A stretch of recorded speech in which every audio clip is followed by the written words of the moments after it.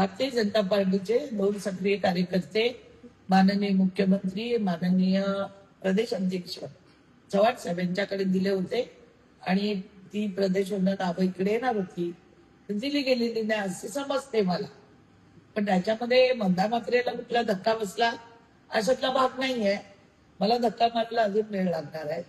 त्याच्यामुळे मला एवढंच सांगायचंय की पक्षाने दिलेले कार्यकर्त्यांना जर स्वीकृत सदस्य मिळत नसेल तर पक्ष कार्यकर्ते नेमकं काय करावं.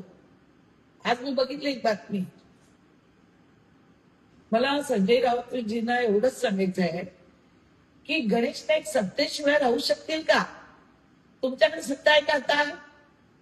तुमच्याकडे सत्ता गेल्यानंतर तुम्हाला टाकून गद्दारी पहिले कोणी केली शिवसेनेची.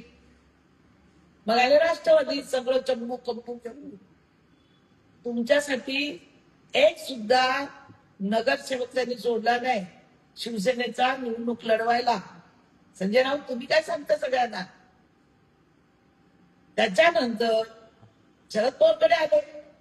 पवार साहेबांकडे सगळं गाचा गुंडाळला, सगळं झालं, पोट भरलं, सगळं झालं.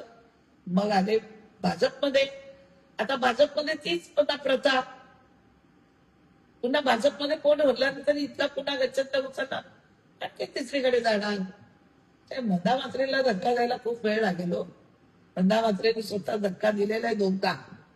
आणि सत्तेशिवाय लाचार, मी काय सत्तेशिवाय लाचार नाहीये. मी त्यांच्या दारात आजपर्यंत कधी पद मागायला गेली नाही आणि आयुष्य मरेन पण कधी पद नाही मागायला जाणार. एवढं आम्ही स्वाभिमानाने जगलो, स्वाभिमानाने याच्या पुढे जगणार. पण भारतीय जनता पार्टीच्या कार्यकर्त्यांवर होत असलेला अन्याय बघवत नाही म्हणून बोलायची वेळ येते. भाजपमध्ये आले का सत्ता बघूनच आले. त्यांच्याकडे होतं काय. राष्ट्रवादीच होते ना ते 19 मध्ये मागे लागलेले. मला घ्या मला घ्या. पक्षाने घेतलं, त्यांना चांगलं केलं, संघटना मजबूत झाली. आता महापौर बसला. आता महापौर बसल्यानंतर मागचं विसरून विकास कामावर बोललं पाहिजे ना. कोणी विकास कामावर बोलत नाही. 1 वर्ष झालं आणि मी विकास कामं करते त्याला कुठेतरी बाद करतात, स्पीड ब्रेकर आणतात. त्याच्यामुळे विकास कामावर चर्चा झाली पाहिजे. मला वाटतं संजय राऊतजी तुम्ही प्रवक्ते पद घेतलंय, खूप चांगली गोष्ट आहे. लवकरात लवकर तुम्ही त्यांना घेऊन जा अशी माझी तुम्हाला विनंती आहे. संजय राऊतांनी काय समजावं काय करावं तो त्याचा प्रश्न आहे. पण मी त्यांना जुनी आठवण का करून दिली की पहिल्या पक्षाचे तुमचे गद्दार कोण होते ती त्यांना मी आठवण करून दिली. बाकी काय.